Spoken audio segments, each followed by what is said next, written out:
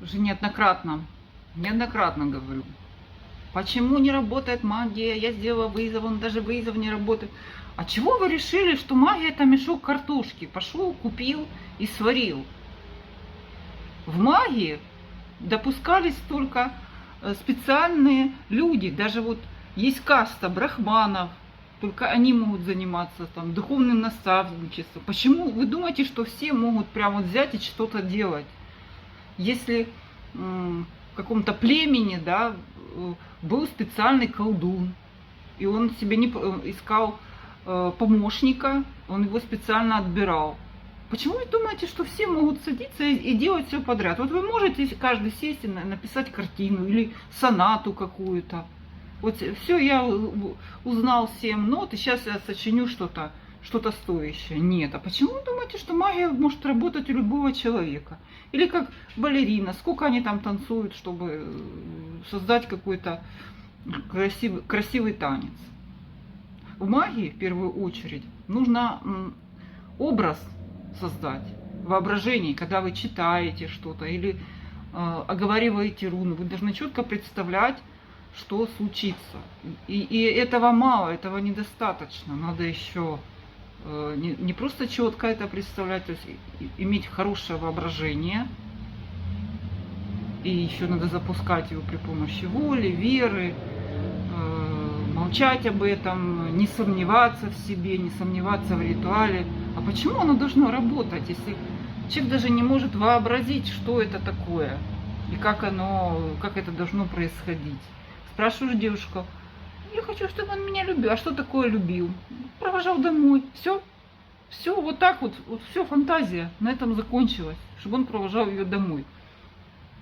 А что ради этого стоит беспокоить высшие силы, чтобы вас провожал домой? Это воображение, оно свойственно не всем людям, или оно развито в разной степени у разных людей. И избранные, вот действительно есть высшая магия, где избранные, они накапливали этот опыт, передавали его устно каким-то своим по роду, либо они выбирали своих помощников сами, тех, кто в состоянии были, как они считали, научиться этому.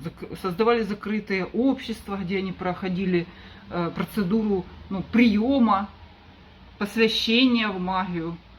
А если вы хотите, чтобы у вас как-то что-то работало само по себе, потому что вы как художник взял какие-то краски, да, что-то наляпал, хоп, это шедевр продал. Так вы слышали про такое?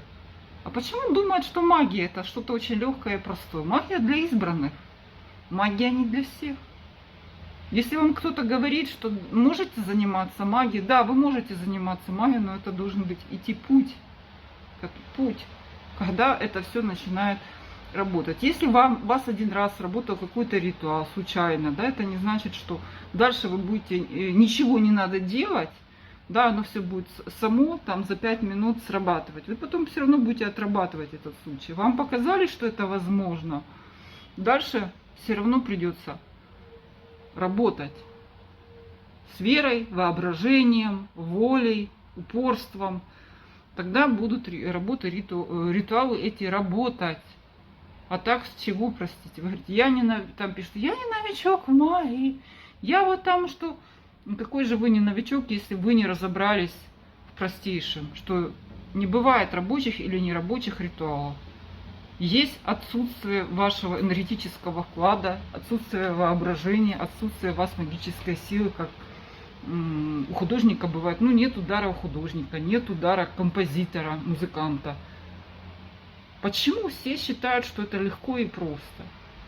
Нет, это для избранных. Узкий круг владел этим. Жрецы, иерофанты, у вождей были колдуны, волхвы.